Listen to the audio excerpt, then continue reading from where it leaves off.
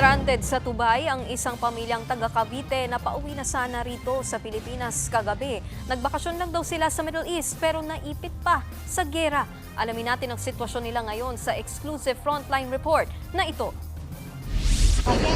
Grabe guys, cancel ang flight namin. Grabe, lahat kami dito ngayon. Nagbabakasyon lang sa Dubai ang pamilyang ito mula Cavite noong February 20. Nakatakda sana silang umuwi dito sa Pilipinas kagabi. Close lahat.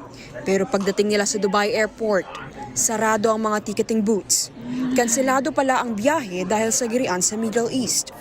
Wala guys, close lahat. Nakausap ng News 5 ang na-stranded na pamilya sa video. Kwento nila, naging mailap ang komunikasyon ng airline sa kanila matapos ang biglaang pagkansela ng kanilang biyahe.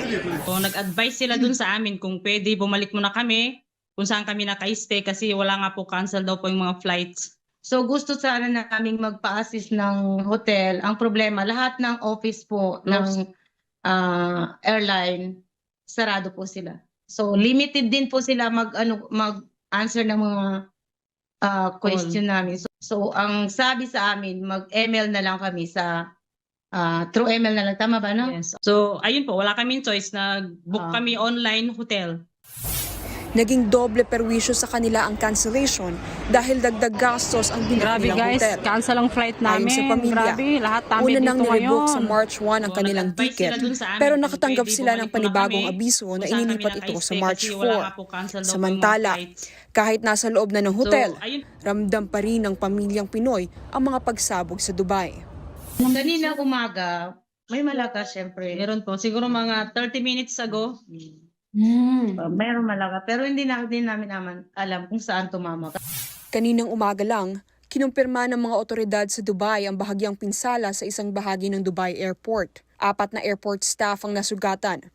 Agad ding pinaalis sa mga pasahero sa maraming terminal. Hindi na inabot ni Haina ang insidenteng yan. Pero panawagan nila ngayon sa pamahalaan. Matulungan sila at iba pang stranded na turista na makauwi sa Pilipinas. Okay pa naman kami, ma'am. Di pa naman ganun kalala yung sitwasyon. Siguro ang ano lang namin dito is kung saan kami magkipagtulungan para agarang uwi namin sa Pilipinas. Sa ngayon, nananatiling sarado ang airspace ng UAE. Una nang nanawagan ng ating embahada sa mga Pilipino roon na manatili sa ligtas na lugar. Iwasan din muna ang paglabas sa mga kalsada. Nagbabalita mula sa Frontline. Sa Eileen de la Cruz, News 5. Mga kapatid, Nikki de Guzman po. Para sa mga impormasyong dapat ninyong malaman, mag-follow at mag-subscribe na sa social media pages ng News 5.